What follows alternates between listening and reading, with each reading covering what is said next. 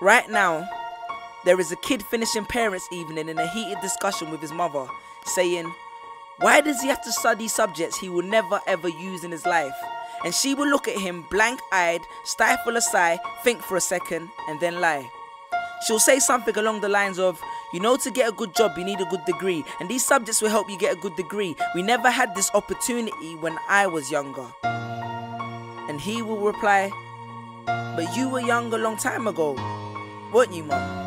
And she won't respond, although what he implies makes perfect sense, that society's needs would have changed since she was 16.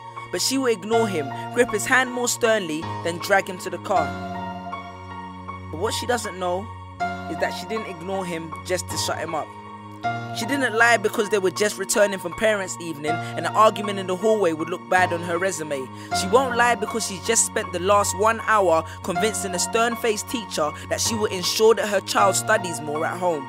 No, she will lie simply because she does not know any better herself. Although her whole adult life she has never used or applied Pythagoras' theorem, pathetic fallacy, and still does not know the value of x, she will rely on society to tell her that her child, who has one of the sharpest minds in the school, is hyperactive, unfocused, easily distracted, and wayward. Students, how many equations, subjects, and dates did you memorize just before an exam never to use again? How many A grades did you get which were never asked for when you applied for a job?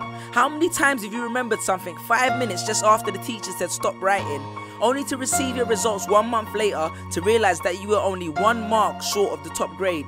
Does that mean remembering 5 minutes earlier would have made you more qualified for a particular job? Well, on the application form it would have. We all have different abilities, thought processes, experiences and genes. So why is a class full of individuals tested by the same means? So does that mean Sherelle thinks she's dumb because she couldn't do a couple of sums? And if this issue is not addressed properly, it then becomes a self-fulfilling prophecy. Then every school has the audacity to have a policy on equality. The irony. Exams are society's methods of telling you what you're worth.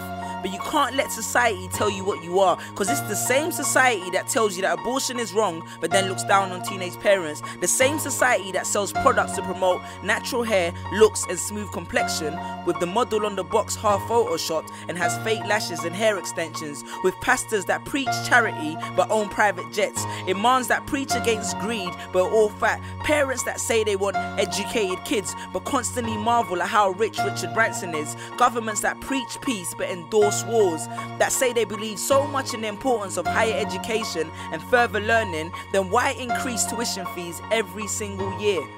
I believe Miss Jefferson when she took me into the office and said that my exams would be imperative to my success, because we was taught to always follow when Miss Jefferson led. But then I took Jefferson out of the equation and learned to think for myself. I realized we was taught to always follow when Miss led. The irony. Test us with tests, but the finals are never final, because they never prepare us for the biggest test, which is survival. And what I suggest is fairly outlandish, so I do not expect everyone to understand this, except for the kids who knows what it feels like to be worth no more than that D or that A that you get on results day, and the ones whose best stories were never good enough for the English teacher, because apparently you missed out key literal techniques, did not follow the class plan, and the language was too informal for him to understand. But then he'd reference Hamlet and Macbeth, and you'd fight the urge to express your contempt by partially clenching your fist with only your medius finger left protruding in the middle of your hand, and then asked if he was aware that Shakespeare was known as the innovator of slang. Or the kid at the back of the class who thinks, why am I studying something that doesn't fuel my drive? But then when confronted with a maths problem, his eyes come alive. So this one is for my generation, the ones who found what they were looking for on Google, the ones who followed their dreams on Twitter, pictured their future on Instagram, accepted destiny on Facebook. This one's for my failures and my dropouts, for my unemployed graduates, my shop assistants, cleaners and cashiers with bigger dreams, my self-employed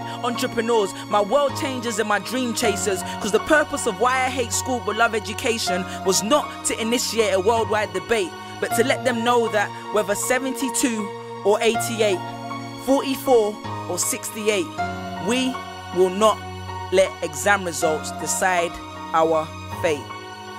Peace. Just these pictures on my phone, sitting all alone, visualizing home. And all my friends were just these pictures on my phone, pictures on my phone, pictures on my phone.